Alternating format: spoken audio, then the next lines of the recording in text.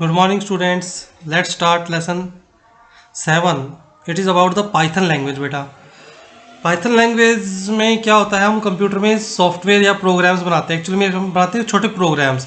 जब बहुत सारे प्रोग्राम्स आपस में मिल जाते हैं तो बनता है सॉफ्टवेयर, है ना. तो अभी हम छोटी छोटी सी कोडिंग सीखेंगे इसकी जो भी होती है. लेट्स स्टार्ट की कैसे होगा देखते हैं अभी. हाँ, ये देखो, ये रहा. देखो बेटा, कहता है इसमें हम ना ऑपरेटर्स ऑपरेंड्स पढ़ेंगे, एक्सप्रेशन पढ़ेंगे और ऑर्डर ऑफ ऑपरेशन. ठीक है, using Python as a calculator.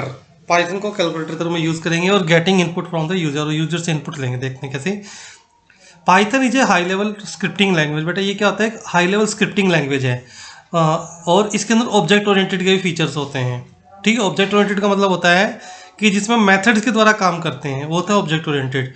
It is a general purpose interpreted language developed by Guido van Rossum. इसको गाइडो वैन रोसम जो एक साइंटिस्ट हुआ है, उसने इसको डेवलप किया है. ठीक है, और ये 1991 में बनी थी बेटा. इंटरप्रेटेड का मतलब होता है कि ये मशीन लैंग्वेज में आसानी से कन्वर्ट हो जाती है, इसलिए इसको हम क्या बोलते हैं, interpreted language. After that IDL is an acronym of integrated development environment. इसको चलाने के लिए ना बेटा हमें एक सॉफ्टवेयर चाहिए होता है जिसका नाम होता है IDLE. उसको बोलते हैं हम integrated development environment. It allows you to edit, run, browse and debug Python program from a single interface. कहता है इसकी सहायता से हम किसी भी प्रोग्राम को एडिट कर सकते हैं, ठीक है, रन कर सकते हैं, ब्राउज कर सकते हैं, और अगर उसमें कोई एरर आते हैं तो उसको सॉल्व कर सकते हैं. ठीक है, बग माने एरर होता है और डिबग माने क्या होता है, उसको रेक्टिफाई करना. डिबग यानी एरर फ्री करना, और एक सिंगल इंटरफेस से कर सकते हैं. उसका नाम है IDLE. स्क्रिप्ट मोड, इसमें दो मोड यूज होते हैं बेटा. एक तो होता है स्क्रिप्ट मोड और दूसरा होता है इंटरेक्टिव मोड. तो अभी हम स्क्रिप्ट मोड के बारे में भी देख लेंगे. Script mode is use to create and edit Python source code. ठीक है, ये स्क्रिप्ट मोड क्या करता है, इसमें हम क्रिएट करते हैं, एडिट करते हैं पाइथन सोर्स कोड को. जो लिखते हैं ना कोड, उसको सोर्स कोड बोलते हैं बेटा. And debugging is the process of finding and reducing the number of bugs. कहता है जो डिबगिंग का होता है, डिबगिंग ऐसा प्रोसेस होता है डिबगिंग, जिसमें हम जो भी एरर्स होते हैं या बग्स होते हैं उनको रिड्यूस करते हैं. ठीक है, फाइंड करके रिड्यूस यानी खत्म कर देते हैं, इसको बोलते हैं debugging. And defects in the program, सारे डिफेक्ट्स उसमें से निकाल देते हैं. Interpret means to execute a program in a high level language by translating it one line at a time. Interpreted का मतलब क्या होता है बेटा, एक्चुअली दो चीज़ों की जरूरत होती है हमें कंप्यूटर के हम जो इंग्लिश में प्रोग्राम बनाते हैं उसको कंप्यूटर में कन्वर्ट करने के लिए कंप्यूटर भाषा में हमें एक ट्रांसलेटर की आवश्यकता होती है. और वो ट्रांसलेटर दो ही होते हैं, एक होता है हमारा इंटरप्रेटर, एक होता है कंपाइलर. कंपाइलर क्या करता है, पूरे प्रोग्राम को एक बार में रीड करता है और उसके अंदर जितने भी एरर्स होते हैं उनको एक साथ निकाल लाता है.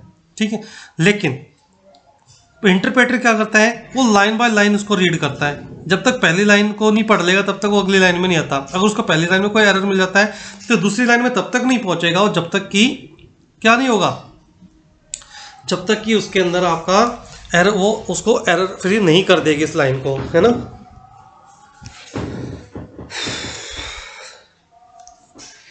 In the previous class, you have already learnt about the variable and data type in the Python. Python में हमने data type और variables को पढ़ा था. In this chapter, you will learn about the operators and expression in the Python. ये कहता है कि पिछली क्लास में यानी 7th क्लास में आपने क्या पढ़ा था, इसका Python का थोड़ा सा और भी पढ़ा था, जिसमें हमने वेरिएबल्स और डाटा टाइप्स पढ़े थे उसके. ठीक है, अब हम क्या पढ़ेंगे, ऑपरेटर्स एंड एक्सप्रेशन पढ़ेंगे. बेटा ये आपको इसलिए पढ़ा रहा हूँ मैं क्योंकि 9th और 10th क्लास में इसके चैप्टर आएंगे आपके पास. ठीक है, आपको आसानी से समझ में आ जाएगी. इसका जो पिछला चैप्टर है वो आपने नहीं पढ़ा है, कोई बात नहीं, आपको यही समझ में आ जाएगा, मैं आपको बता दूंगा. Operators and operands. ऑपरेटर्स क्या होते हैं, ऑपरेटर माने ऑपरेट करने वाला, है ना. Operators are special symbol. Operator क्या एक स्पेशल सिंबल होता है विच रिप्रेजेंट कंप्यूटेशन, जो कि कंप्यूटेशन को रिप्रेजेंट करता है. They are applied on operands. ये हमेशा ऑपरेंड्स के ऊपर अप्लाई किए जाते हैं. विच कैन बी वैल्यू, कोई वैल्यू हो सकती है, कोई वेरिएबल हो सकता है. Value and variable when used with operator is known as the operands. कहता है कि वैल्यू या वेरिएबल जिसको हम ऑपरेटर के साथ में यूज करते हैं ना, उसे हम क्या बोलते हैं, ऑपरेंड्स कहते हैं. अब देखते हैं ऑपरेंड्स क्या होते हैं। देखो ये सी दे रखा आपको, सी बराबर ये तो इक्वल टू साइन है और a प्लस बी। अब सी, ए और बी ये हमेशा क्या है, ऑपरेंड्स हैं। इनको हम ऑपरेंड्स बोलेंगे क्योंकि ये वेरिएबल के नेम है ना। और इनको हम क्या बोलेंगे, इनको हम बोलेंगे ऑपरेंड्स। और प्लस क्या है, ये ऑपरेटर है, तो इन कंबाइन इसको क्या बोलेंगे हम, एक्सप्रेशन बोल देंगे। चलो here is a and b are called operands. अब ये कहता है कि ए और बी यहाँ पे ऑपरेंड्स हैं और प्लस एक ऑपरेटर है। Some operators can behave differently on the different data type. कहते हैं कुछ जो ऑपरेटर होते हैं वो अलग अलग डाटा टाइप पे अलग अलग तरीके से बिहेव करते हैं, अलग अलग तरह व्यवहार करते हैं।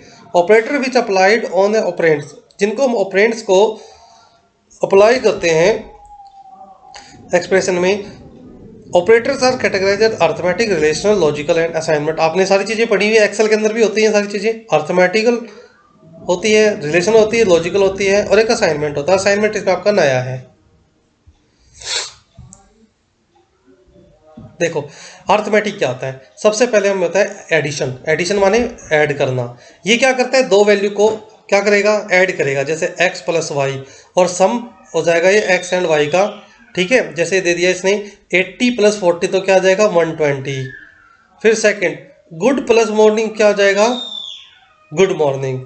अब सब्ट्रैक्शन ये माइनस करेगा, 80 माइनस 40 40 आउटपुट आ जाएगा, ठीक है। उसके बाद कहता है मल्टीप्लीकेशन। मल्टीप्लीकेशन में क्या करेगा, मल्टीप्लाई करेगा, प्रोडक्ट करेगा ये।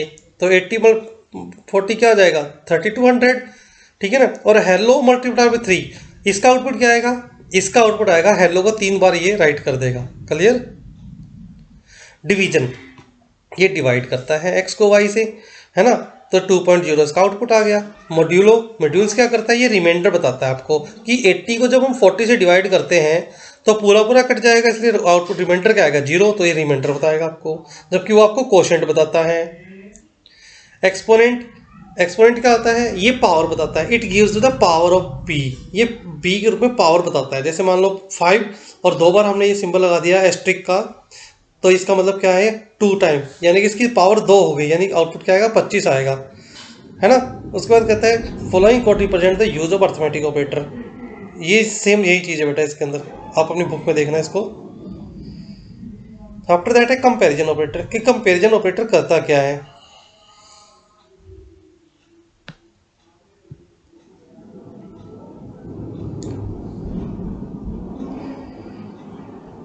इन the programming certain decision are taken. कहता है कि हमें कई बार क्या होता है कि डिसीजन लेने होते हैं प्रोग्रामिंग के अंदर एक्सप्रेशन और ऑपरेंड्स के बीच में। For example we compare two marks of the 2 students और हाइट ऑफ द 2 पर्सन। कहता है कि कई बार हम क्या करते हैं, स्टूडेंट्स के मार्क्स, 2 स्टूडेंट्स के मार्क्स को कंपेयर करते हैं या हाइट को कंपेयर करते हैं। This comparison can be performed. इस कंपैरिजन को हम कैसे करेंगे, perform with the help of comparison operator. Comparison operator ही जो होता है वो कंपेयर करता है किसी चीज़ को, कैसे देखते हैं, और उसी के बेस पे जो होता है ये क्या करता है, डिसीजन लेता है। Suppose x hold the value 40 and y hold the value 3, ठीक है। x की वैल्यू 40 है और y की वैल्यू कितनी है 30, तो कहता है कि less than x less than. अब देखेगा क्या कहेगा कि क्या x लेस देन y है, नहीं, लेकिन x तो बड़ा है, तो कंडीशन फॉल्स होगी ना, आउटपुट क्या आएगा फॉल्स आ जाएगा। अब कहते हैं कि लेस देन इक्वल्स टू, ये भी फॉल्स हो जाएगी, ना तो वो इक्वल है और ना ही लेस देन है। लेस देन तो पहले नहीं था, इक्वल भी नहीं है, ठीक है। क्या x और y इक्वल है, कहाँ है 40 इक्वल टू 40 है, नहीं है ना, तो इसका मतलब क्या, ये भी फॉल्स हो गई।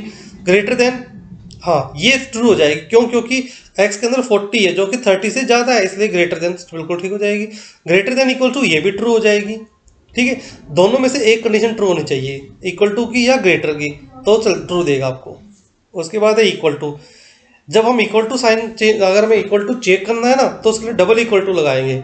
कहते हैं क्या इक्वल टू है, यानी कि x इक्वल टू वाई, नहीं है ना, क्या x और y की वैल्यू सेम है, नहीं है, इसलिए फॉल्स हो जाएगा।